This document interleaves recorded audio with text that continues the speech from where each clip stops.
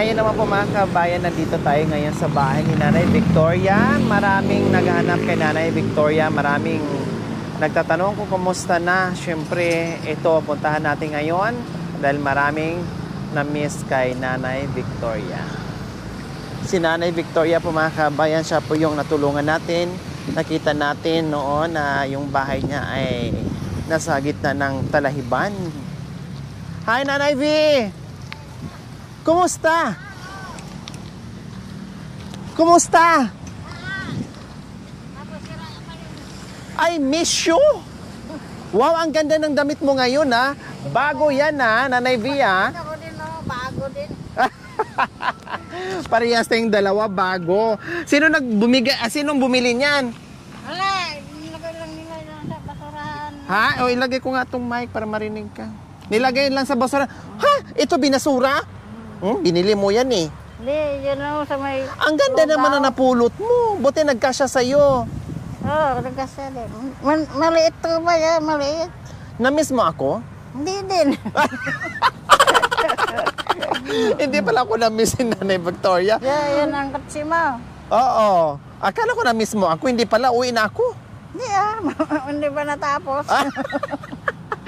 Na-miss din pala ako kasi hindi pa daw natapos. Ano nangyari dyan? Bangat. Hala, ang dami ng tubig. Yan, doon na yan. Abot pa yan doon, no, sa kalasada. Ngayon lang to Bakit yung mga nakaraang bagyo hindi naman ganyan? Ha? Tinambakan ko lang yun, yung doon sa dalan. Yung dating yung dating ginawa natin doon? Tinambakan ko lang Kaya yun. hindi binaha. Pero ngayon, ganitong ganyan na siya. Oo, abot yan doon, no. Kalasada. Bumata ka. Para ka ng 30 years old.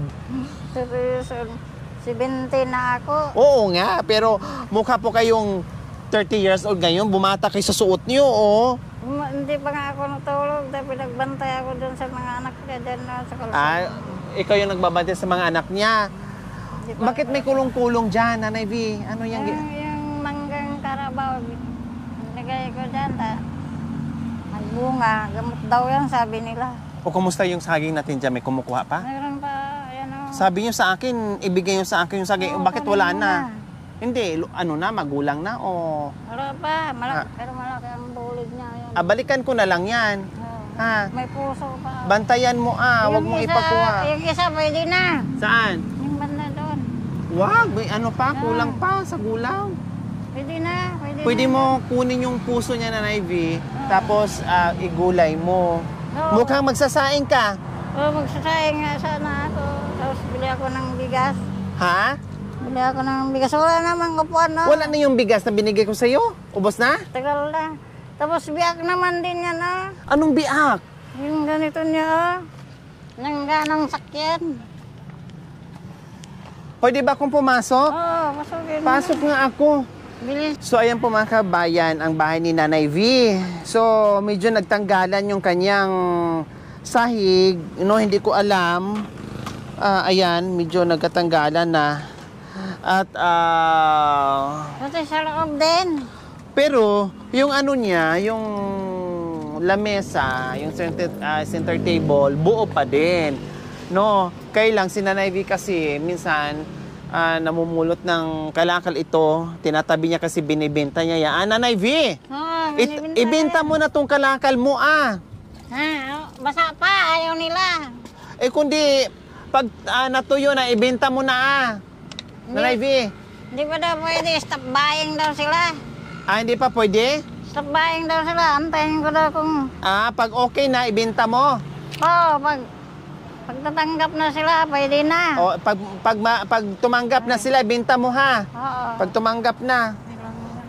Tapos, yung, nakasarado naman tong kwarto mo. Bukas yan. Ha? Binuksan ko na. Paano buksan mo? Wow, sliding door. Social talaga to si Nanay V.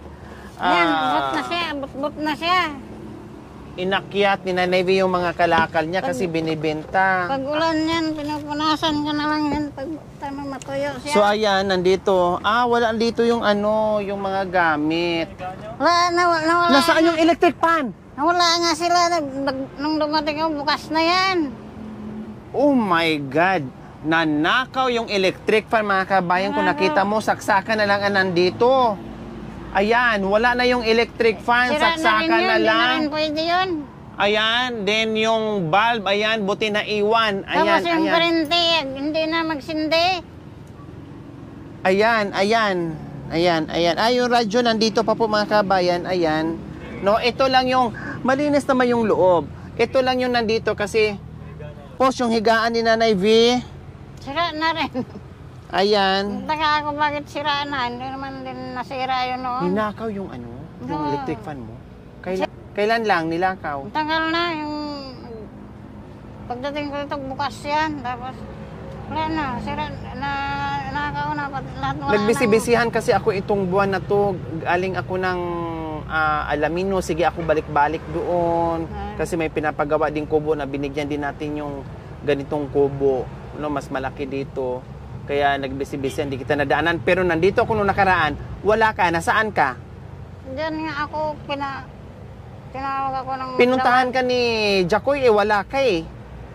Oo, doon Nasa ako. palengke ka? Hindi. Or nagbenta ng kalakal? Yung umaga ako nagbibinta ng kalakal dyan, umaga sila. Tapos bumalik kami pagkahapon, wala ka pa din. Doon nga ako Tapos nakakandado naman, hindi kami makapasok, iwanan sana namin yung bigas. Nakakandado. Hindi naman pwedeng itabi namin yung bigas dyan, baka mamaya kukunin din. Nagdating ako nga, may nagwala na yung binato-bato na. Saan? Binato-bato ka dito? Oo, yung sa bubong, tingnan yung bubong sira na. Kayo ito minsan mga kamay Binugbog nakakainis pa eh. ako. Yung bang nagtitrip, o katulad yan, pag wala dito si Nanay V, pag mayroong pinupuntahan, halimbawa, nagbenta ng kalakal, o nangumulot ng kalakal, o nangunguha ng kalakal, diba? Kasi talagang ganun si Nanay V, kahit punuin mo yan siya ng groceries noon. Naghanap ako ng At- tubig noon. Nag-igib kayo. Oo, tapos yan, nakahanap ako ng tubig, yan. Nilagay ko na sa ulo, hindi ka man mabuhat. Ulok-dulok doon mo. Oo, naghanap Saan ka ako ng tubig? Saan? Diyan na, may butas na tubo. Pag umalis ka, ikandado mo. Di ba sabi ko sa'yo mong kalimutan? Nagtaka ako bakit bukas. Kasi mawala yung mga gamit. Ay mga kabay, nabutas pa dito kasi binato-bato si Nanay V. Yung mga luko-luko nating mga tambay Nanay V, inaasar-asar kayo dito. Kung malapit nga lang kayo sa bahay namin, mabantayan talaga kita araw-araw. Siyempre sa dami kong pinupuntahan, kung saan-saan ako pupunta. Hindi naman din Diba? pwede. Hindi naman pwedeng nandito ako araw-araw. Kaya naintindihan ni Nanay V yun. Nung nakaraan, nandito kami. 2 beses kami bumalik dito. Wala siya. Tapos bumalik kami uli ng hapon. Wala pa rin siya. Siguro, oras na nag-igib siya or nag-ano siya, Wala ganyan. ako ng tubig. Doon ako pumasok. Saan ka bibili ng bigas? Diyan na sa Magkano na ngayon pala kilo ng bigas na Nanay V? Kasi ang mahal na. 50. Ha? 50 na. Oh, di ba? 50 na. Yung dating binibili, magkano nga eh? 23 lang dyan. 23. Isang kilo na yon. Oo. O tapos ngayon yung 23, magkano na? 50 na ngayon. Grabe. O, di ba po mga kabayan, no? Biro yung binibili ni Nanay V noon ay 50 lang. Ay, 23 lang. Pero ngayon, 50 na. Halos kalahati na Nanay V. Na doble na yung bilihin. Di ba? Yung bigas. Hindi man nagbago yung 23 na isang kilo dyan. Hindi nagbago. 23 pa lang. 23 pa din? Anong klaseng bigas po yun? Yung kagaya niluluto ko. Kaya lang wala na. Naubos ko. Obos na. O sige. Kailang, nagkataon naman din na dumaan ako sa'yo ngayon. Wala akong dalang bigas. Oo. Nakita lang kita nandito na nagkusko sa kaldero mo. Oo. O di balikan kita bukas tapos bibigyan mo na kita ngayon ng pati pera noon mga kabayon binibigyan natin ni Nanay V. No nawala Nanay V, nawawala din. O magkano 'yan? Isang daan. O kano? 200. 300. 4 na daan. 500. Dahon, pakapin. O ayan, bili ka muna ng bigas tapos dalhan lang kita dito uli ng bigas ha. Pasensya ka na, nagbisi-bisihan si Madam kung saan-saan nakarating kaya hindi na mapang-abot yung oras natin. Pag nandito ko, wala ka naman. Hindi, lagi naman tong kandado din. Hindi naman pwedeng iwanan kung saan yung bigas. Yung nanay niya kasi magtawag dito. Kasi nandun yung ano. Saan ba banda para pag wala ka, mapuntahan kita dyan sa unahan? Oo, yun, yung likodan dyan. Ah, sige, sige. Na-miss ka ng mga viewers natin, mga fans mo. O anong, kumustahin mo sila Kumusta kayo dyan? Basta kayo dyan. Kasi Victoria. Ito si Madam nga Lori nga Talita Kino. Oh, ang galing ni Nanay V. Ito Very si- good. O, sino? Si Makoy. Wow! Ang galing ni Nanay V. Ang galing tandang-tanda, pati apelyido ko, lahat-lahat na banggit ni Nanay V. Kahit sa bagay, madalas kasi kami nakikita ni Nanay V dito kaya hindi talaga niya nakakalimutan. Kahit pangalan namin, hindi kami nakasuot ng pangalan pero kabisado ni Nanay V. Kumusta ka doon sa amo Ang dami nang umusta nimo. Kumusta kayo? Maigi naman din ako. Kaya lang bina ako. Gwapa gyapon ko. Hindi ko Bumata ka mo ako sabi mo. Bumata ako. Gumanda ako. Kayo pangit. mamulising dyan na kung pangit ang sasabihin. Kala ko ikaw yung nandun, no?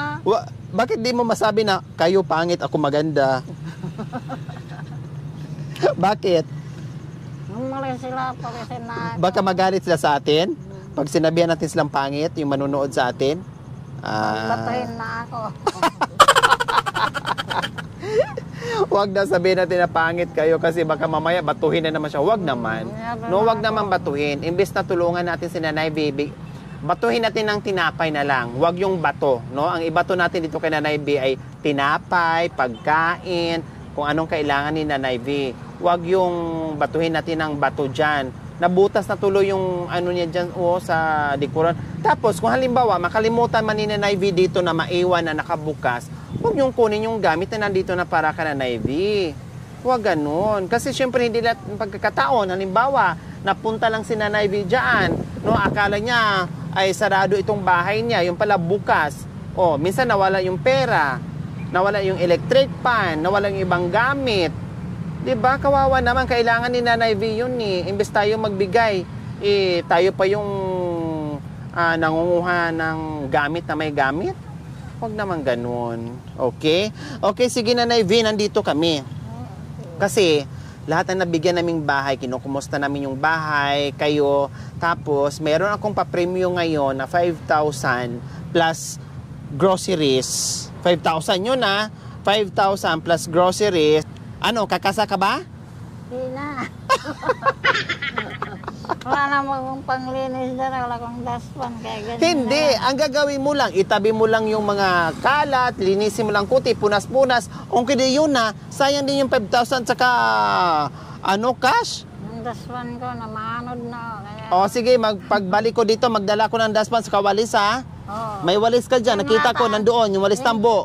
Yung Walis mga ting-ting, wala. Hindi maanod. Yan ting-ting, runot na. Marupok na. Sige, bibilihan kita ng ng walis, may tambo pa naman kayo dyan, walis ting-ting na lang sa dashpan. Ha? Nanay B? Hawal dito yung dustpan at saka. Hayaan mo na. Isang piraso lang naman yun. Dito. Yung, Dito. Diyan, yung walis. mahal nga. Ang mahal ngayon. Lahat naman ngayon, Nanay B, mahal. Yung walis. Mahal naman na ngayon. Lahat ng bilihin, mahal. 'Di ba? Pero tumaba ka, pumuti ka, tapos maganda ka ngayon lalo. Oo. Hindi ba nga hindi naman pa na ako na bagsasakit ko, pero tumaba pala ako. Tumaba ka, Hindi, sa damit lang yan, kaya tumaba.